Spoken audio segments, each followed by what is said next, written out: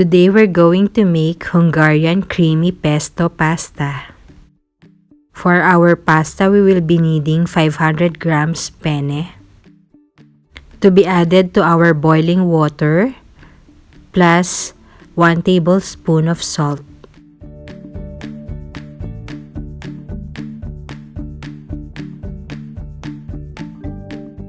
Cook until al dente, then drain and set aside. For our pesto, we will be needing the following: 1 teaspoon of black pepper, 1 teaspoon of salt,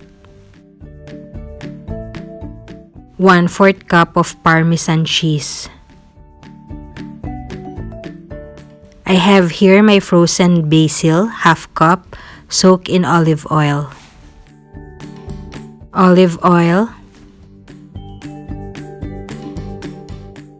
4 cloves of garlic. For the basil, fresh is definitely better. To our food processor, we add all our ingredients.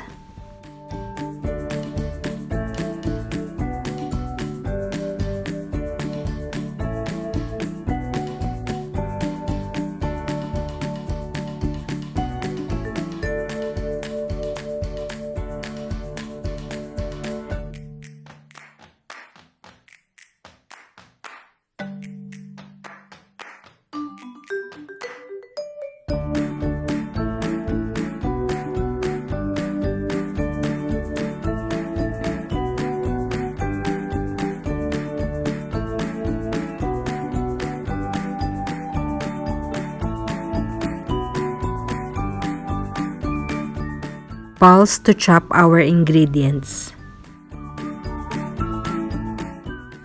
Now we add 1/4 cup of olive oil.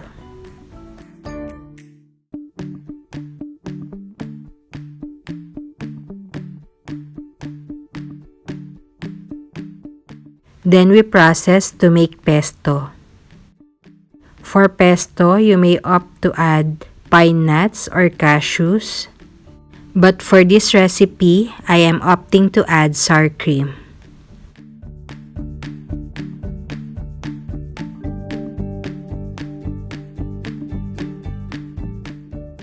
Now to assemble, we need our pasta, our pesto, our Hungarian sausages,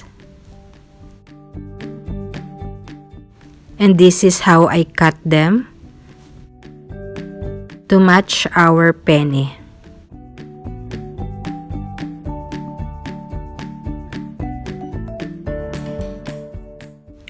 Bell peppers also cut into strips.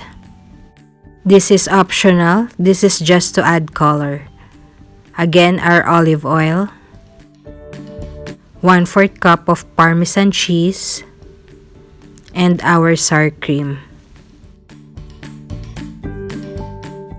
To our heated pan, we add our olive oil to fry our Hungarian sausages.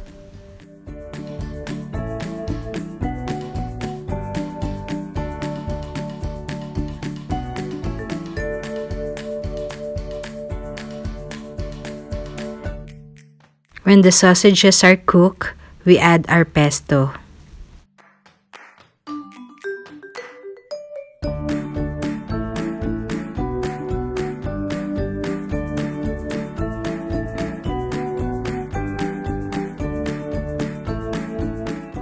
Then we add our peppers.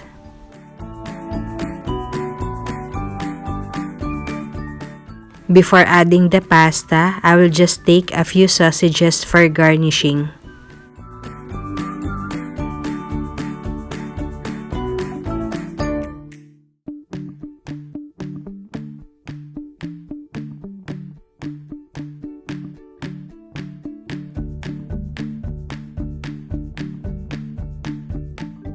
Now we add our sour cream.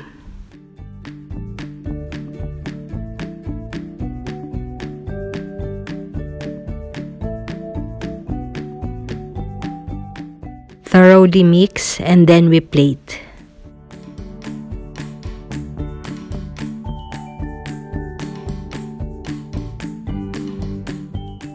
When plating, I will alternately spread my Hungarian sausages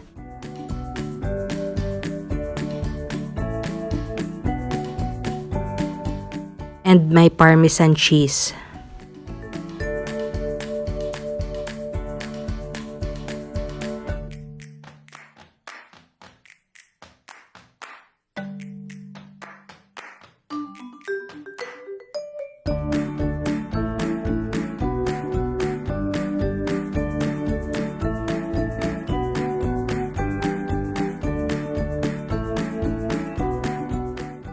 Hungarian creamy pesto penne.